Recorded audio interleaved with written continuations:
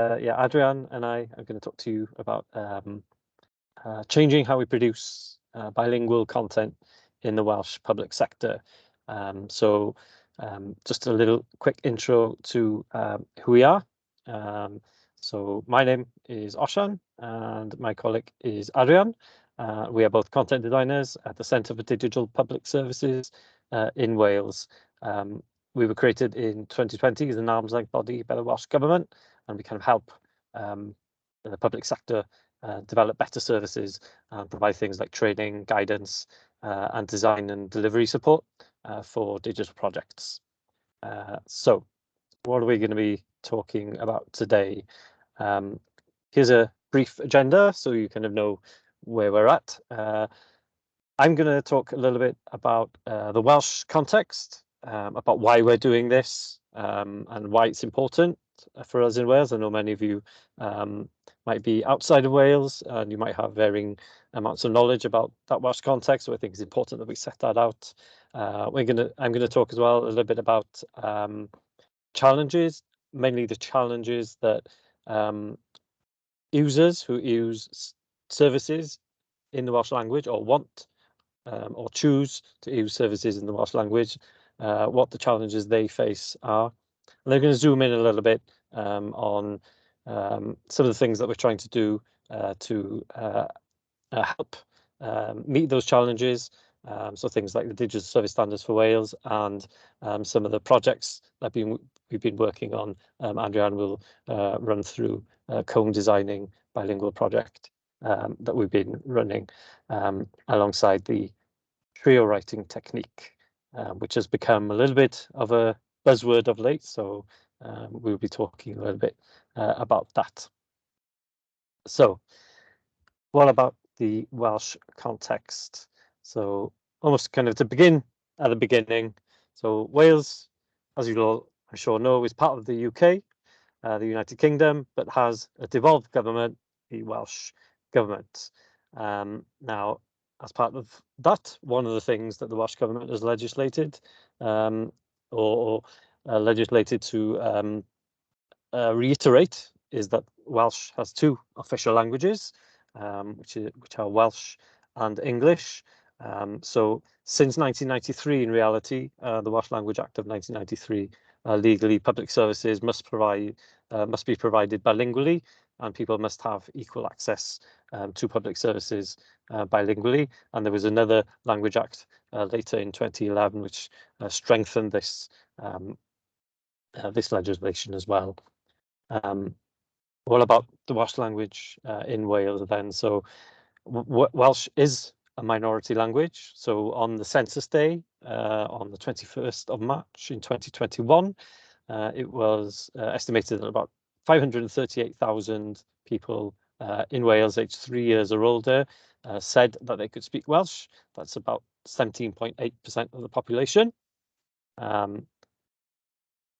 And within that as well, it's important to note that there is a Welsh Government target to have 1 million Welsh speakers by 2050. So that kind of gives a brief overview of kind of, I guess, the broader landscape that we're working to.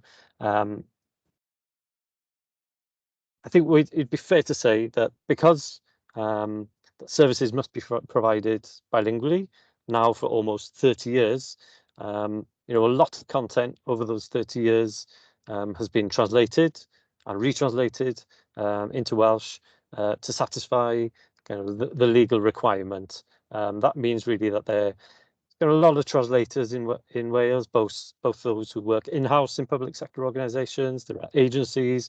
There are lots of freelance translators out there. Just quite a mature translation industry with its own ways of working. But really, I think what we're noticing now is that this has not necessarily led to creating better services for users. And in reality, true user-centered design is still kind of fairly new to public services in Wales, and it's fairly immature compared to that kind of translation industry. So what are the challenges that we found that users of public services in Wales find. So in Wales, there is a huge cultural festival, which you may or may not have heard of. Happens every August, which is called the National Ice Devot. It's a massive 8-day festival, and during this festival last year, we surveyed 144 people in the festival who are all Welsh speakers about their experience of using Welsh public service websites. So we pulled a few quotes here from what people told us. So they said that the language may be technically correct, but it's far too formal and doesn't follow the rules of clear Welsh, Cymraeg clear. It doesn't sound remotely like the language people use every day.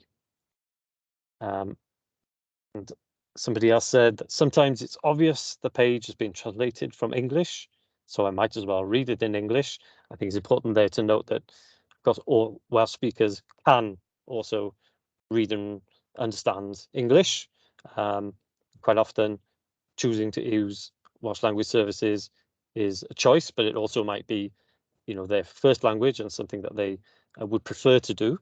But they sometimes feel that they must resort to use them in English, even if that's not their choice. Some might say, I choose the English if I'm in a rush. I need to understand something with confidence. So, if somebody's in difficult circumstances, sometimes where they may have otherwise chosen the Welsh content, sometimes the familiarity of English or the increasing confidence that they might have in the English content might mean that they default to using the English content. And I'm guilty of turning to the English when I'm in a rush to do something because I get the task done faster. So that's a similar one again. And you can see the keywords there about I'm guilty. And I think that says a lot. The people sometimes don't really want to use the English. They really want to use the Welsh. And there's kind of a feeling of guilt even around that, maybe perhaps because it's a minority language. And there's this idea of responsibility to use the language as well. So from that survey that we did, 43% said that kind of the unnatural Welsh was an obstacle to using the Welsh version of a content. So as an example, I would say, any piece of content on, say, a local authority website or a government website will have an English and a Welsh version. And whereas unnatural Welsh is concerned, well, I would explain that by saying that compared to English, Welsh has formal and informal registers, similar to other languages, but it kind of doesn't exist in the same way in English. English is kind of written much more like people talk these days, but Welsh, that's not quite true. So there is kind of a little bit of a disconnect there. And also dialects, I think, are much stronger in Wales, in different parts of Wales. And there's that disconnect between how people talk or how they perceive that they talk and other people talk, and how the language that is used and content that is used on online content and services, public services, sound. So as a summary, kind of people are less likely to use the Welsh version if they're doing a task for the first time, or if they're not familiar with the subject, or they are in a hurry. Now, let's zoom in a little bit maybe at what we do at the Centre for Digital Public Services. So part of our work, as I mentioned earlier, was kind of developing digital service standards for Wales and helping public sector bodies to adopt them. One of these standards is to design services in Welsh and English. And that's kind of clarified a little bit more by saying that services in Wales must meet the needs of people who use the Welsh language in their everyday lives. So, that means that you need to design and build services that promote and ease the use of Welsh and treat those who speak it equally with those who speak English or choose to use English content. So what are the kind of overall ways that we try to do that? So we say you really need to research the needs of users in all the languages that the service is offered. So you can never be sure that users in each language will think the same way, that they even need the same service, or that they would use a service in the same way. So, there are a lot of nuances, cultural differences between people who use different languages.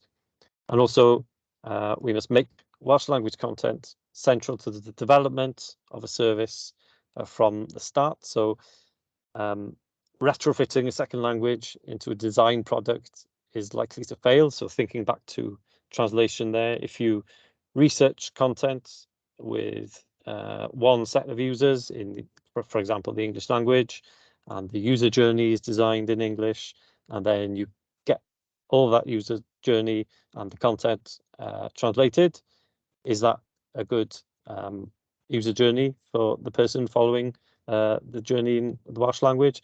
Most probably not. They are going to be offered a secondary experience in that scenario.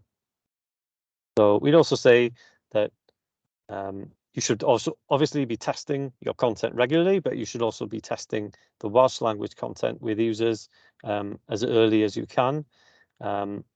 So, the Welsh, the language, the words that we use, and the way users access the service in Welsh need to form part of any testing or usability test plan that you have.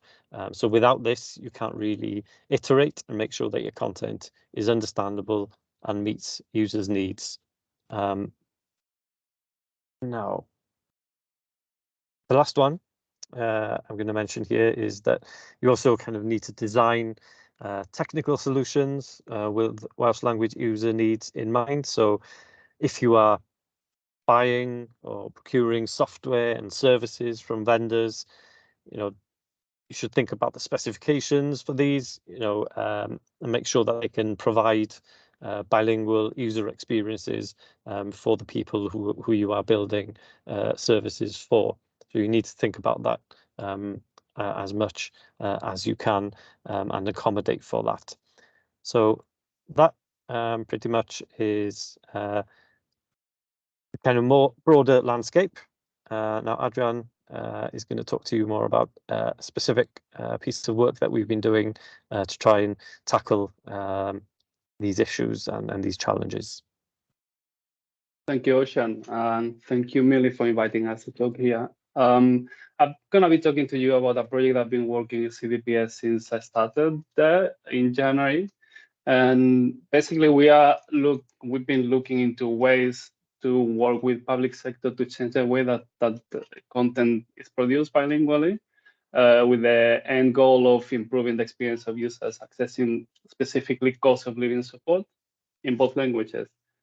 So I'm going to give you a bit of background of the project that is going to complement what Osian has been saying. I guess if you are with me, if you're like me, you think that understanding the context is like 80% of understanding the solution. So first, I'm going to talk about some statistics from ONS that say that even before the pandemic, there was 700,000 people living in poverty in Wales, out of a total population of over 3 million. That means 1 out of 4 people. According to the statistics, 1 in 8 do not have enough for the basics, and 4 in 10 go without heating in their homes. So many Welsh households are going without and have concerns about the future.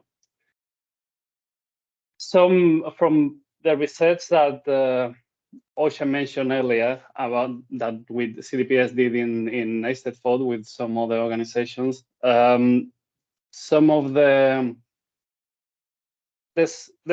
we know that the support available in Wales for these people, but we know that it's greatly underclaimed, and from this research that CDPS and other organizations did, we know that the reasons are things like lack of information. So people are not aware of the available support, stigma, so people don't want to claim. And also sometimes they don't feel like they fit in the stereotype of poverty as well. Some other challenges of issues are vulnerability in terms of combination of bureaucratic hurdles and accessibility issues that we make the public services make people go through, and also some system changes, as in people cannot keep up with all the changes in these services. For example, when they carry on changing the name of services or benefits, so the knowledge becomes outdated very quick. So I guess in summary, you can say that the support system across Wales is inconsistent and fairly inaccessible.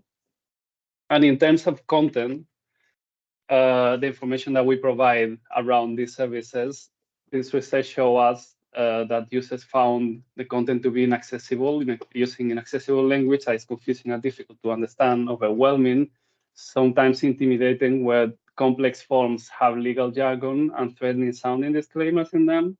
The amount of content on pages is unmanageable and overwhelming.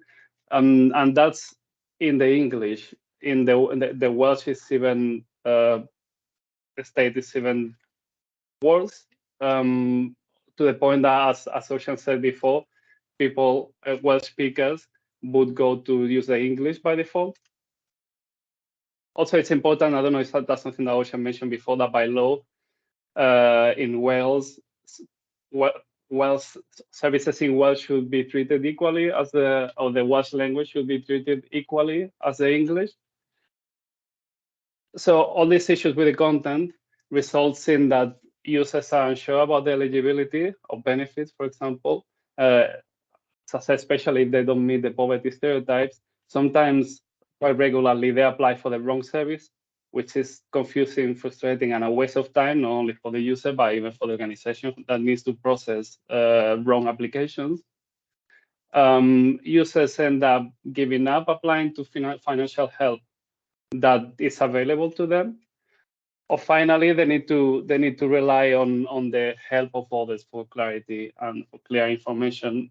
This can be either contacting the council directly, or rely on friends and family, or the advice services like third sector organizations like Citizens Advice or Scope, for example.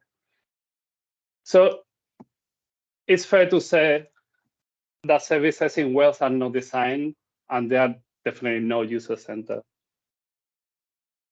So I'm going to talk to you about the project now and our goals with this project. We're trying to find a way to, first we wanted to understand how we could bring Welsh government and local authorities together to collaborate and share knowledge between them to produce bilingual content that meet the needs of users better and in general improve the delivery of services.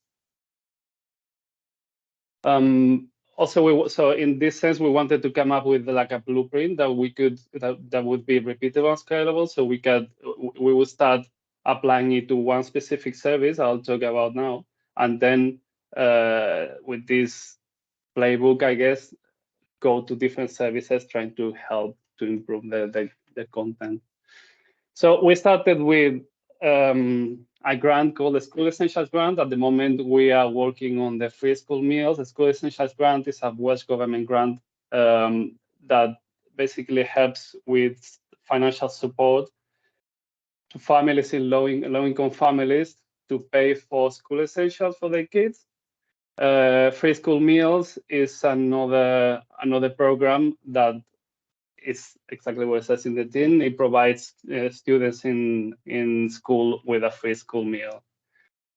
In terms of going back to in terms of the content for these pieces, it's important to know also that Wales got 22 local authorities, and even though these programs are Welsh government, local authorities administer it, so they produce their own content. And this means 22 pieces of content plus 22 translations of a piece of content that should be fairly consistent, because because the requirements are fairly consistent as a GAM from Welsh government, you have a huge duplication of work in terms of not just producing the content, but also translating it, and then the results are very inconsistent. So I'm going to talk to you about what we did. So as I said, since January, I've been working in an agile multidisciplinary team at CDPS. This is us. We all work remotely. And as you can see, there's a Welsh translator within the team. Also, to our stand-ups, we will have people from comms attending regularly, so they are kept in the loop and they can communicate our work outwardly within CDPS, but also outside the organization. This is what we've done so far. I tried to streamline this roadmap to make it as clear as possible, but obviously the small moving pieces like comms and recruitment that I didn't include them here. Also, this is a second iteration. This is what we're doing at the moment. We are there. This is what we're doing in the moment after reviewing the process from the experience that we had on the first project. Also, we had different iteration loops embedded in the process too, like if we need to do extra research and whatnot. As you can see, we started with planning a project, then we went out to do some research. We organized a workshop to understand the user needs with Welsh government and local authorities. Then we did an exercise, a technique used trio writing that I will talk about in a bit. Then we did another workshop with the participants of the other workshop from Welsh government and local authorities to review the content, basically a content grid, but we didn't want to call it that way. So it wasn't scary for people who are not familiar with the terminology. Then we did some usability testing, review, iterate, and we are on the stage of producing deliverables at the moment. So the first thing that we did was a workshop, or not the first thing that we did with participants was a workshop to understand user needs. After an initial assessment of the existing content in the 22 local authorities, we invited policy people from Welsh government, as well as subject matter experts from local authorities and people managing content in different roles, because in Welsh local authorities there can be comms people or content managers. There are not many content designers yet. So obviously the goal of this workshop was to understand and define the user needs while helping all these participants get in the shoes of users. After that, we went on to practice using a technique called trio writing, which is an extension. It's basically, if you're familiar with pair writing, where you get a subject matter expert and a content designer to work together in a piece of content. In this case, we add another person, a translator, to develop the piece of content bilingually. I didn't have a picture of the subject matter expert, so obviously that is Tom, our user researcher. This is something that we had had Rob Mills and Christine Cawthorne at National Resource Wales do it before. So we went, before doing it the first time, we went and talked to them to learn from their experience. As I said, it's like pair writing, by adding an extra person. If the subject matter expert brings to the table the knowledge and the expertise on the topic, then the content designer advocates for the user and their needs. In a language, the translator makes sure that both languages are treated equally and considered equally to make sure that the content is clear, accessible, and actionable in both languages. So this was a first, even though the picture that I have there is Linus, who's on this project at the moment. In the previous iteration, it was Kerry with us. And we asked her, she came from a traditional standard translation background. And we asked her what her experience was. And she said, trio writing felt more natural than the usual way of translating. It gave me the freedom to be a creator and make sure that both languages are equally considered. After that, we developed this, we put this piece of content in a prototype, and we brought it to a content grid. to review it in both languages. We wanted to make sure that we met user needs and at the same time identify any content-specific information as there would be some specificities, I guess, from all of them. After that, after iterating on the piece of content from the comments and the input of local authorities, we went out and tested it with users. We made sure to do it bilingually.